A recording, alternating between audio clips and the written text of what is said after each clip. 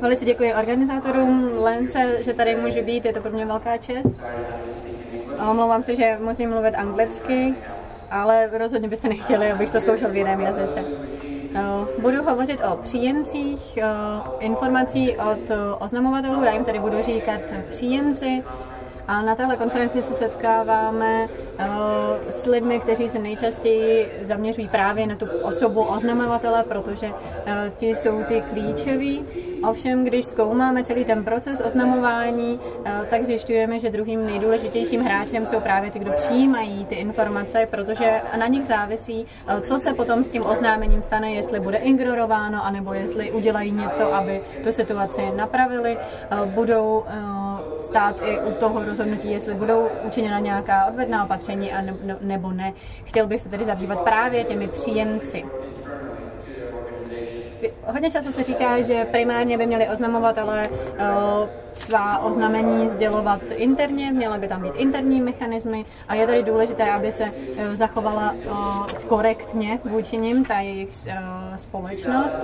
Když se tedy podíváme na představenstva firem, které přijímaly podobné oznamovatele, v roce 2001 až 2002 došlo k celé řadě bankrotů obrovských, možná si pamatujete Enron, a několik měsíců po Enronu zbankrotoval WorldCom, byl to telekomunikační gigant, skutečně to byl jeden z největších gigantů, který zbankrotoval v té době a to se stalo hlavně díky tomu, že vystoupila oznamovatelka Cynthia Cooperová, která vedla oddělení interního auditu a ta zjistila, že tam došlo k obrovským podvodům, které měly hodnotu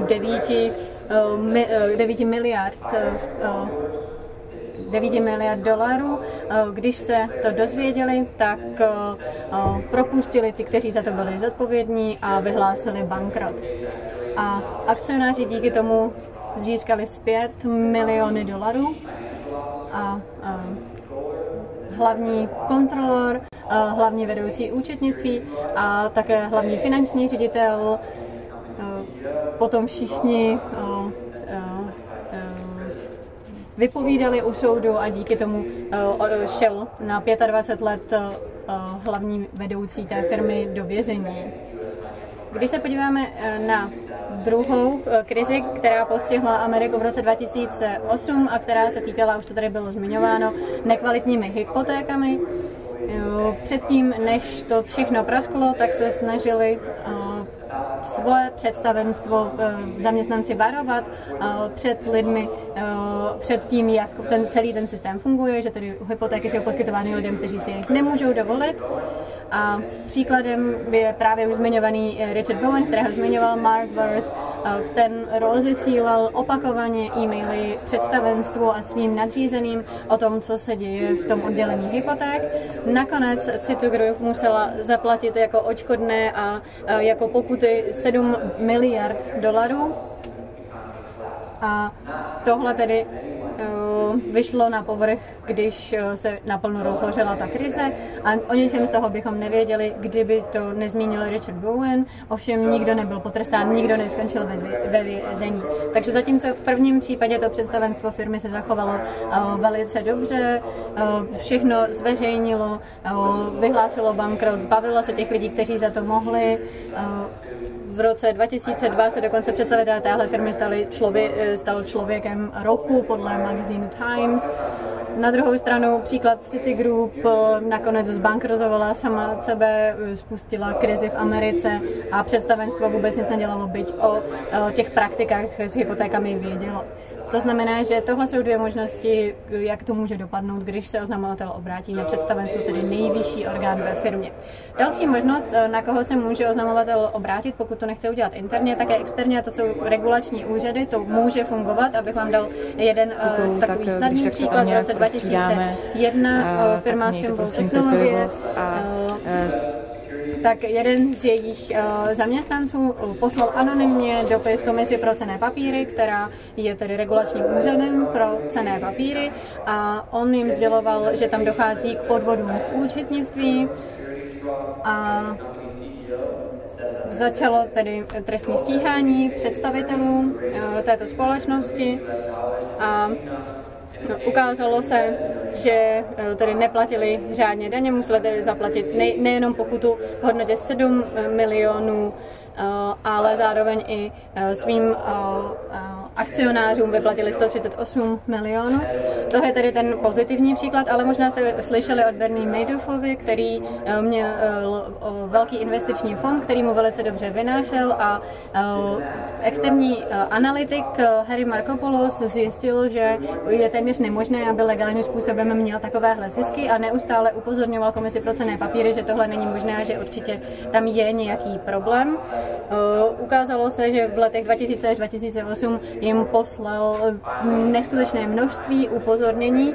V roce 2009 a opět se dostáváme do toho roku velké krize. Ukázalo se, že skutečně to bylo takzvané Ponziho schéma, celé se to rozpadlo a nebylo to proto, že by zakročila ta Komise pro cenné papíry, ale prostě proto, že už to dál nemohlo fungovat a to schéma se rozpadlo. A přestože tady Markopolos nebyl úplně klasický oznamovatel, protože pocházel z vnějšku, tak tady se zabýváme zase tím příjemcem a to byla Komise pro cenné papíry. Jedná se tady o regulační úřad, v jednom případě se zachovali správně a v druhém se to nepovedlo evidentně. Pokud tedy se nelze obrátit na nějaké interní mechanismy nebo se nelze spolehnout na regulační úřady, tak co tedy se obrátit přímo na veřejnost a obrátit se na novináře. Jsou tedy novináři, média dobrým příjemcem? Nejspíš asi poznáváte tohohle člověka, je to profesor Medwick? Ne, ve skutečnosti je to Edward Snowden. Kolik z vás už jste někdo o něm slyšeli? Ano, počkáme si, až se to přetlumočí. Ano, samozřejmě všichni víme o Snowdenovi, o tom, jak spolupracoval s novinami Guardian a samozřejmě, že to způsobilo obrovské problémy, výrazně to poškodilo vztahy mezi Amerikou a v současné době tedy utekl do Ruska a je to jeden tedy z příkladů, kdy se povedlo odhalit informace novinářům. Kolik z vás jste slyšeli o tomhle člověku? Ano, je to rozhodně míň. Jmenuje se Thomas Drake. 8 let před Snowdenem, v roce 2005, Thomas Drake řekl novináři z Baltimore Sun de facto ty samé informace o tom, kolik informací sbírají tajné služby v Americe. Byly to de facto ty samé informace jako Snowden. Dokonce se o něm mluví jako o tom původním oznamovateli v kauze NSA. Hovořil tam o podvodech, o zneužívání pravomoci, ovšem zdaleka to nemělo takový dopad jako odhalení Edwarda Snowdena v roce 2013. Byl stíhan vládou, bylo mu vyhrožováno, že stráví desítky let ve vězení, ale nakonec to bylo odmítnuto federální vládou. Takže opět od médií se můžete dočkat 2 různých reakcí. Samozřejmě, že tam jsou určité rozdíly a to především proto, jaký typ informací byli ochotni odhalit, zatímco Drake řekl, že ty informace, které jsou v utajeném režimu, nebude zmiňovat, tak Snowden byl ochoten. Ovšem zase můžeme si srovnat, jak byly podávány ty informace. Glenn Greenwald a Guardian to udělali skvěle. Pokud si to pamatujete, tak týdny se zabýval svět pouze těmi dokumenty. Snowden dával nesčetné rozhovory, potom zmizel, objevil se a utekl do Ruska. A díky tomu povědomí veřejnosti se mu podařilo se zachránit. Zatímco Drake se zaměřil především na plýtvání penězi v NSA a to úplně nerezonovalo u veřejnosti tak jako zneužití pravomoci. On se nikdy nedokázal rehabilitovat profesionálně a pracuje v poměrně podřadné pozici někde ve Washingtonu. To jsou tady několik příkladů a chtěl bych, abyste si z toho odnesli několik věcí. Za prvé, komu ten oznamovatel sdělí tu informaci, kdo je tím příjemcem, na tom velmi záleží. Udělají s ní něco, budou chránit oznamovatele. To znamená, že jakákoliv legislativa se vždycky musí zamýšlet nad tím, kdo přijme to oznámení od oznamovatele a jak také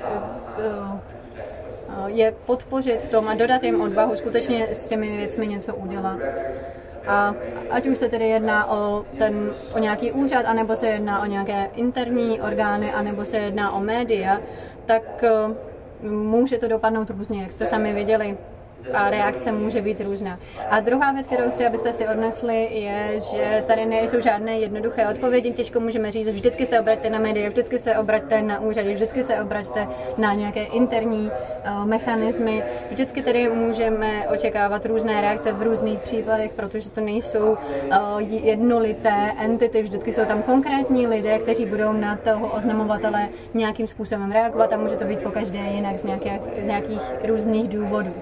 Proto tedy různé případy oznamovatelů můžou vyžadovat různé příjemce. Je to úplně jiné, když se jedná o bezpečnostní otázky státu, když se jedná o veřejné zdraví a bezpečnost. Je nutné vybalancovat zájmy a zvážit, kdy je lepší obrátit se na média a zveřejnit to zcela veřejně.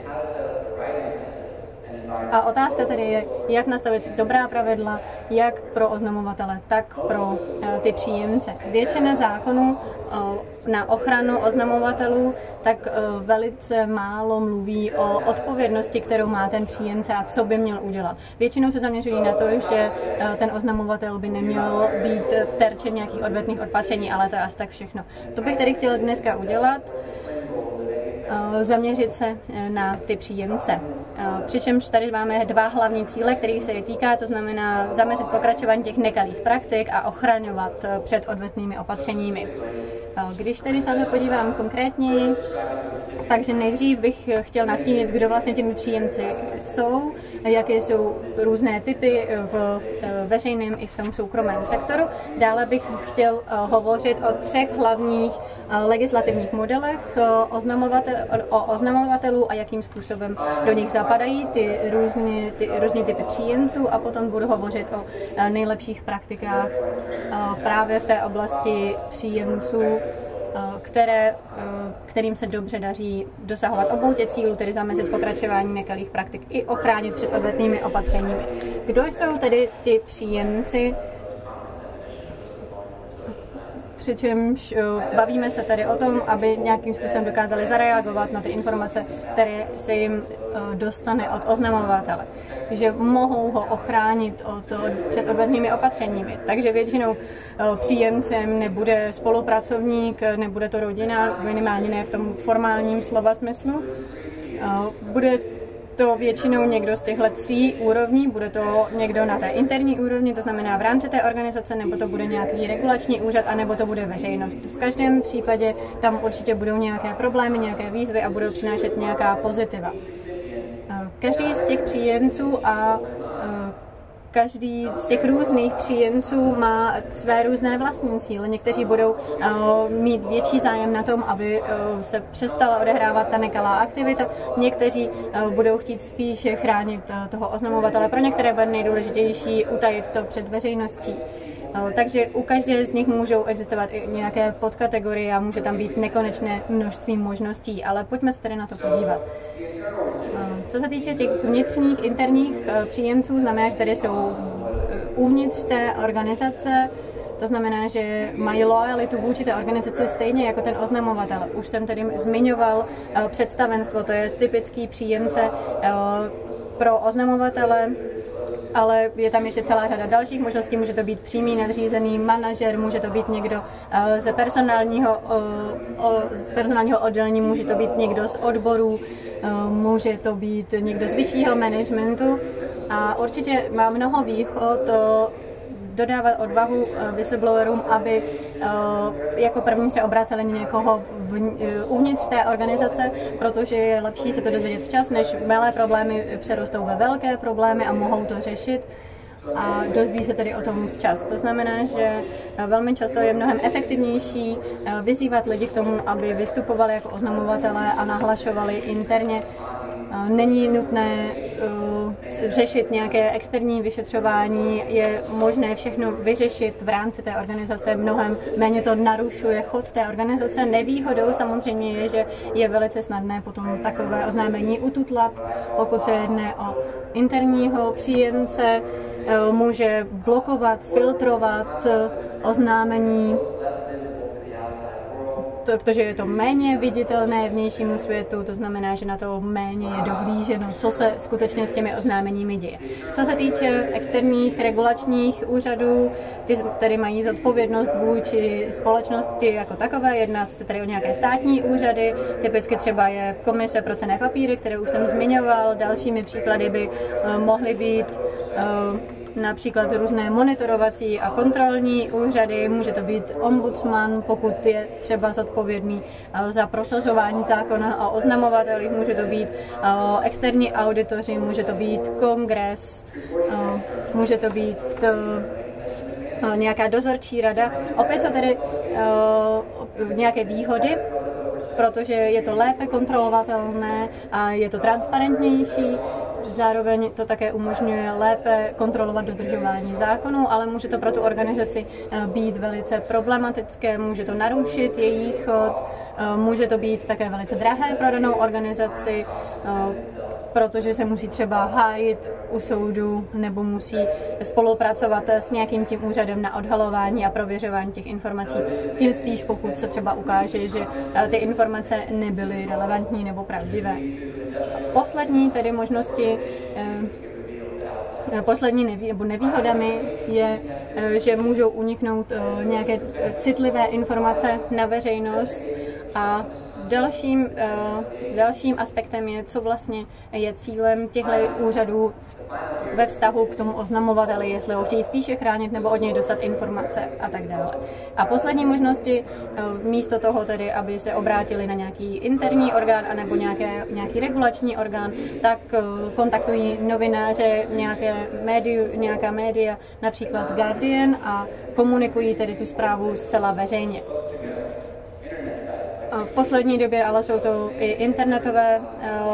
internetové portály, jako třeba Wikileaks, typický příklad Chelsea Manning. To znamená, že tam ty informace se dostaly přímo veřejnosti, kde k nim měl kdokoliv přístup. Stačí využít sociální média, můžete to napsat na svůj blog. Výhodou je, že se o tom dozví maximální množství lidí, to znamená, že ta organizace bude pod větším tlakem, aby přestala konat ty problematické aktivity. Další věc je, že je možné učinit takové oznámení anonymně. Představte si v aféře Watergate, jak dlouho trvalo, než bylo identifikováno, kdo vlastně byl tím oznamovatelem. A co se týče toho příjemce jako takového, ten člověk s tím nemůže vlastně nic udělat. Může to jenom zveřejnit a může doufat, že se zvedne taková vlna, takový tlak, který přiměje konat buď tu organizaci, anebo nějaké ty externí regulátory.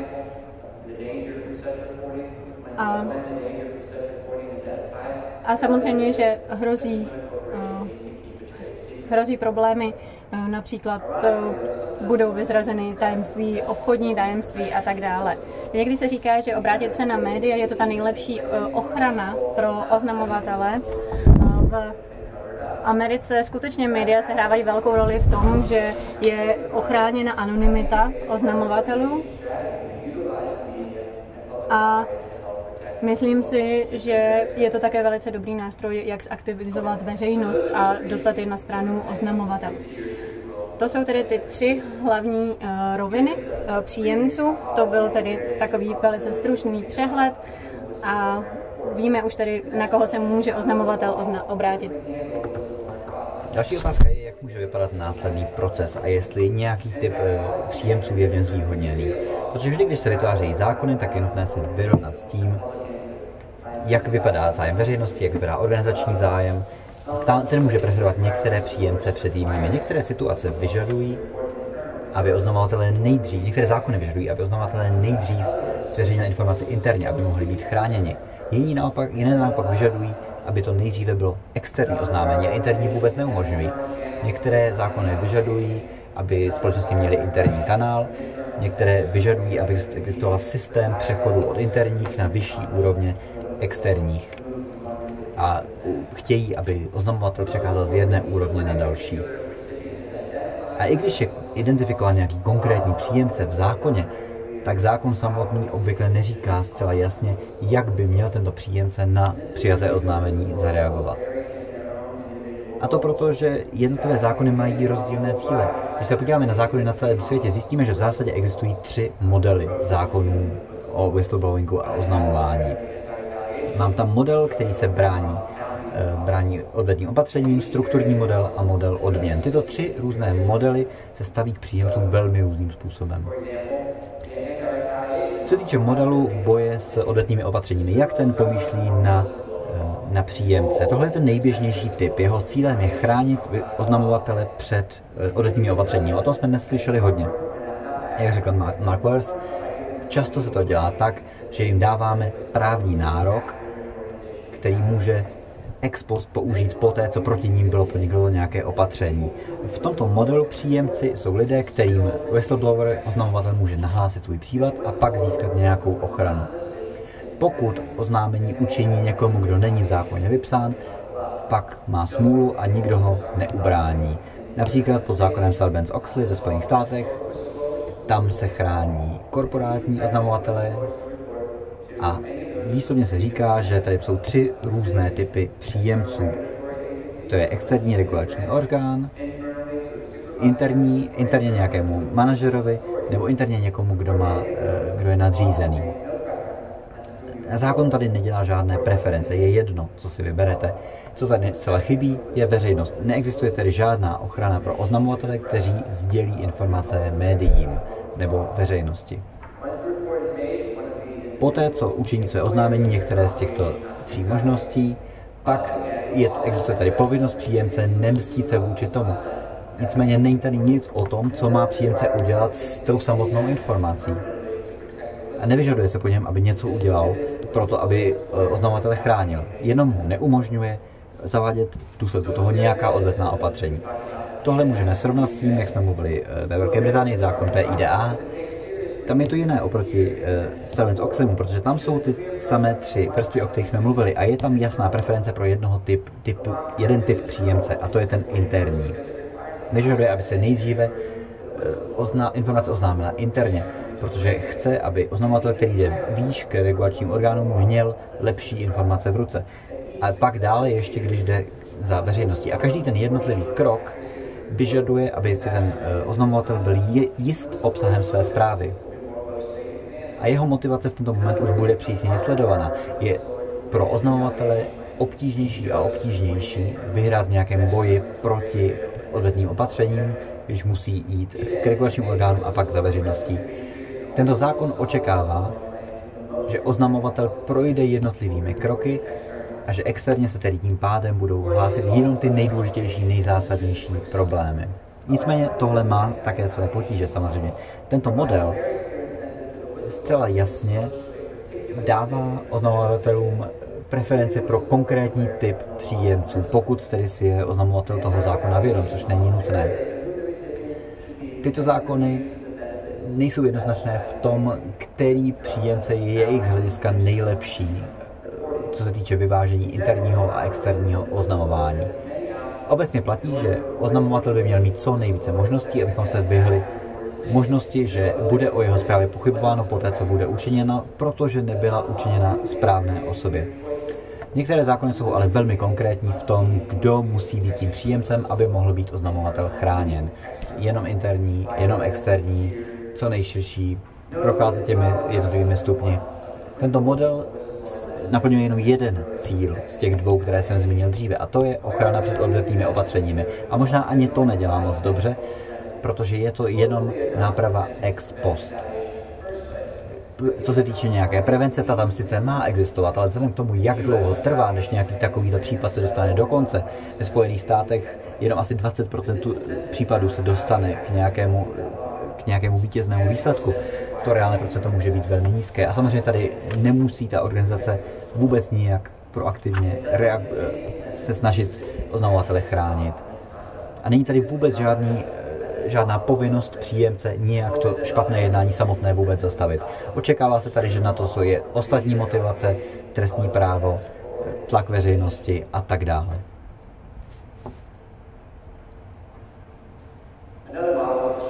Další model je strukturní model, v němž zákon může udílet organizaci nebo ji podporovat v tom, aby zavedla nějaké strukturní změny a jasně vytvořila kanály pro oznamování. Už jsem to nazval strukturním modelem. Cíl je to, že tady máme jasné kanály, v důsledku čehož oznamovatel vždy má možnost a jistotu, že jeho zpráva se dostane na správné místo. Zavádí se úřady, které v rámci interních struktur mohou přijímat nějaká oznámení, co jsou různé horké linky nebo ombudsmani. Může existovat nějaký generální inspektorát na úrovni třeba federální vlády, který chrání oznamovatele a vyšetřuje jejich podněty, nebo mohou existovat externí úřady. Taková možnost existuje například v Austrálii, kde jsou velmi podrobné požadavky toho, jak vypadají zodpovědnosti jednotlivých příjemců. Tam federální agentury mají povinnost mít specifické postupy pro to, jak nakládat se zveřejněním informací ve veřejném zájmu. A jsou tady určité standardy stanovené ombudsmanem pro celý Commonwealth. Tady jsou vyžadovány konkrétní kroky, které chrání oznamovatele před odvetnými opatřeními, což je něco jiného, než co jsme viděli u toho předchozího modelu. Tady oznamovatelé musí být informováni o postupu vyšetřování, jejich podnětu, na velmi důkladný monitoring ze strany toho ombudsmana. Poslední model je model odměny, ten se používá především ve Spojených státech. Tam motivace oznamovatelů je to, že mohou získat určité procento z peněz, které budou zachráněny díky jejich informací. To funguje nejlépe u finančních podvodů, u daňových podvodů a tak dále. A obvykle jsou tyto podněty zasílány federálním orgánům, daňovým úřadům, policii a tak dále. A tito příjemci mají motivaci zastavit to špatné jednání, protože to je koneckonců jejich práce. A oznamovatel vystupuje, protože chce získat tu odměnu. Tady zase ale neexistuje žádná ochrana oznamovatele. Většinou tam je nějaká vestavěná, ale obvykle je velmi málo relevantní, protože neříká nic přesně o tom, jak vypadá situace v organizaci, jak organizace má chránit oznamovatele. Myslím, že tady z toho je možné se poučit z hlediska těch dvou cílů, které jsem zmínil, tedy zastavení jednání a ochrana před odvetnými opatřeními. Každý z těchto modelů má své pozitiva, ale zároveň má také svá negativa. Čili ten model obrany před odvetnými opatřeními chrání oznamovatele, ale neřeší samotnou podstatu toho oznámení. Strukturní model může řešit tu samotnou podstatu, ten případ, pokud k tomu má příjemce dostatek pravomocí, ale nemusí nutně chránit oznamovatele. A ten model odměny dává nejlepší motivaci oznamovatelům, aby něco řekli, ale je poměrně vzácný, je velmi zdlouhavý a vyžaduje skutečně motivované a pečlivé oznamovatele, aby dokázali celým tím procesem úspěšně projít. Každý z těchto modelů má své chyby, ano. A co tak, kdybychom začali od nuly, co bychom s tím udělali? A takovou příležitost tady máme. Komu byste chtěli, aby oznamovatelé podávali svá oznámení interně v rámci organizace, externě regulačním orgánům nebo přímo veřejnosti? Jak vytvořit zákon, který naplní oba cíle, které jsem zmínil? Jak jsem řekl úplně na samém začátku, máme spoustu slavných případů úspěšných i neúspěšných oznamovatelů na každé z těchto úrovní. Na základě toho, jak si tyto příklady hodláte interpretovat pro sebe, můžete se usoudit, že některé systémy jsou lepší než jiné. A jednotlivé systémy se vždy snaží najít nějakou rovnováhu, která tady vždy existuje mezi ochranou veřejného zájmu a ochranou zájmů organizací. Pokud se budeme trápit tím, že organizace by mohly zakrývat to, co dělají, pak chceme více podporovat oznamovatele. Pokud máme obavy, že organizace ztratí kontrolu nad vlastními informacemi, které jsou důvěrné, a důvěřujeme organizacím, že si věci vyřeší sami, pak bychom chtěli spíše interní oznamování. Navzdory tomu, jaká je preference, je nutné, aby existovala široká skupina příjemců. Například americký zákon Sarbanes-Oxley umožňuje firemním právníkům hlásit problémy představenstvu společnosti, ale neumožňuje jim jít s tou informací externě, protože zákon považuje tu důvěru mezi advokátem a jeho klientem za důležitější. Čili tahle situace může být velmi komplexní, pokud se do ní plynou ještě další vlivy. Jsou tady problémy s veřejnými agenturami, které musí řešit tyto oznámení a tady vždy dochází i k pochybením nevyhnutelně. V Austrálii agentury řešící zodpovědnost veřejných agentur získávají stížnosti od jiných vládních agentur a narážejí na značné problémy, protože tato vnější agentura důvěřuje agentuře toho oznamovatele, že bude vyšetřovat sama sebe a že vyšetří sama své problémy, což není úplně realistické, protože ten oznamovatel to nejprve řekl už své agentuře a externě se na to obrátil pouze proto, že to prvotní vyšetřování bylo neuspokojivé. To bylo ještě předtím, než byl zaveden nový zákon a ten starý zákon nepopisoval úplně přesně, co by měl ten příjemce vlastně dělat. Když přemýšlíme nad tím, kterého příjemce upřednostňovat, je nutné přemýšlet nad tím, koho si oznamovatelé skutečně vybírají, pokud se dostanou do styku s nějakým nekalým jednáním. Víme z výzkumu sociologického, že značná část lidí, valná většina, nejdříve hlásí interně. A téměř nikdo ne externě. Méně než 10% oznamovatelů podává své hlášení externě. Vůbec v historii. A ti, kteří to dělají, skoro vždy začnou tím, že nejdříve zkouší interní kanály a až když tam není výsledek uspokojivý, pokračují. Tam za mnou vidíte nějaká čísla, já nemám čas to probrat do podrobností, ale ti z nás, kdo studují whistleblowing, víme zcela jasně, že oznamovatelé hlásí externě skutečně jenom jako poslední možnost. A v Austrálii to funguje velmi podobně. Jejich projekt zjistil, že valná většina oznamovatelů, 90% začalo a skončilo interním procesem. V Velké Británii podobná studie zjistila, že 91% oznamovatelů nejdříve hlásila interně a pouze 81% hlásilo pouze interně. Tedy interní procesy jsou nesmírně důležité pro whistleblowing jako takový, proto je důležité přemýšlet nad tím, jak je ovlivnit způsobem, aby řešili situaci vhodným způsobem, tedy aby se zastavilo to jednání a aby byl ochráněn oznamovatel. A dalším aspektem těchto studií je, že všechny zjišťují, že oznamovatelé jdou k různým příjemcům. V Austrálii zjistili, že 50 až 60% oznamovatelů hlásí ještě někomu jinému než tomu původnímu příjemci. Trochu mi dochází čas, takže přeskočím k tomuhle. Na rozdíl od studií o oznamovatelích, které jsou poměrně běžné, studie organizačních reakcí a toho, jak jednají příjemci, těch je poměrně málo. Ale výzkum se na ně začíná zaměřovat. Z toho, co víme, můžeme říct, že a postačí použít zdravý rozum a můžeme stanovit doporučení, co by měly být důležité té prvky zákonů, co se týče příjemců. Za prvé, příjemci by měli být zodpovědní za ochranu oznamovatele před odvetou, protože ten antiretaliační model je často neefektivní, protože funguje až ex post. Potřebujeme, aby zákon začal chránit oznamovatele už na začátku, aby příjemce musel aktivně oznamovatele chránit. Profesor Louis Menschel zmínil, že takovýhle zákon byl přijat v Austrálii, v Srbsku, to jsou dobré příklady. Za druhé, je nutné v zákoně identifikovat širokou škálu potenciálních příjemců, a to interních i externích. Horké linky, ombudsmani, dozorčí orgány a tak dále. To vše mohou být ekvivalentní možnosti, jako v Americe, nebo mohou být různé stupně, jako je tomu ve Velké Británii, aby byli oznamovatelé motivováni jít nejdříve za konkrétním typem příjemce. My zatím ještě nevíme, nemáme výzkum o tom, co je lepší. Záleží na tom, co zákonodárci přesně chtějí. Za třetí, o tom už jsme mluvili, anonymita, důvěrnost, ta tam by měla existovat pro oznamovatele. O tom už se tady, myslím, mluvilo docela hodně.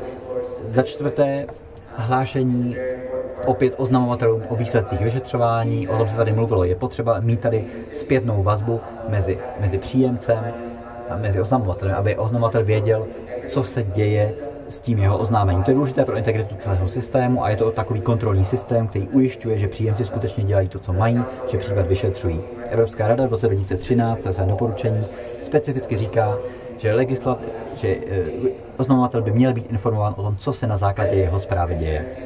Za páté, transparentnost, zodpovědnost.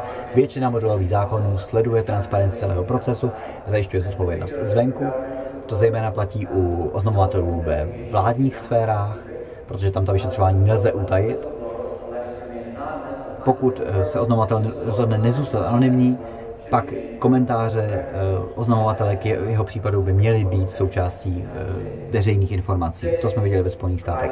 Za šesté, oznamovatelům by mělo být poskytováno nezávislé poradenství. To v zákonech obvykle není, ale mnoho lidí zmínilo, že je to důležitá součást celého procesu, protože mohou tady fungovat jako externí poradenské orgány, mohou pomáhat. A poslední bod je, že je nutné, ta možnost ovlivnit příjemce může být ovlivněna historií a kulturní a politickým systémem. Ve Spojených státech je například obtížné pro zákon stanovovat nějaké struktury na soukromé společnosti. Mnohem úspěšnější je ovlivňovat vládní sektor prostřednictvím strukturního modelu. Protože americké zákony historicky nemají rády, když se soukromým společnostem vnucují nějaká strukturní opatření. Nicméně je tady zase naopak ta motivace finanční odměnou, díky níž se podařilo motivovat společnosti, aby zavedly poctivější, kvalitnější interní systémy, aniž by bylo nutné to vyžadovat ze strany vlády. To je zkrátka důsledek toho, jak vypadá náš politický systém. Pokud jste zvyklí na silnou regulaci, což je například v oboru jaderného průmyslu, pak tam může existovat ta situace značně jiná. Žádný systém nemůže fungovat úplně pro všechny stejně. Různé typy organizací mohou vyžadovat různé typy regulací. Stejně je to oblastí veřejného zdraví a veřejné bezpečnosti. Já bych skončil citátem, který asi mnoho z vás znáte, i když jsem ho přeložil do angličtiny. Hledej pravdu, slyš pravdu, uč se pravdě, mluv pravdu, drž se pravdy, braň pravdu až do smrti. Důvod, proč chránit oznamovatele, je to, aby měli možnost bránit pravdu, ale aby nemuseli bránit pravdu až do smrti, protože ten příjemce toho jejich oznámení hraje obrovskou roli v určení toho, zda pravda vyjde najevo, zda je to špatné jednání skončeno a zda je oznamovatel chráněn. Čili na příjemcích záleží. Mohou zastavit to, co se děje, mohou chránit oznamovatele, ale neexistují tady snadné odpovědi. Najít tu správnou motivaci pro to, aby příjemci jednali správně, to je často těžké a vyžaduje to kulturu a struktury, které musí někdo zavést. Víme, jak vypadá dobrá praxe, ale tyhle systémy vždy závisejí na detailech. Jak funguje celý tón organizace, jak přesně vypadají jednotlivé kroky, kolik se toho toleruje, jaká míra transparence a zodpovědnosti v celém systému existuje. Příjemci reagují na systém, který už existuje a moje rada by byla identifikovat co nejvíce možných příjemců, kterým oznamovatelé mohou podat své oznámení a pak jim dát co nejvíce informací a co nejvíce pravomocí, aby mohli za prvé vyšetřovat to, co bylo nahlášeno a za druhé chránit oznamovatele, kteří to nahlásili. Mockrát vám děkuji, že jste si mě vyslechli a děkuji organizátorům konference.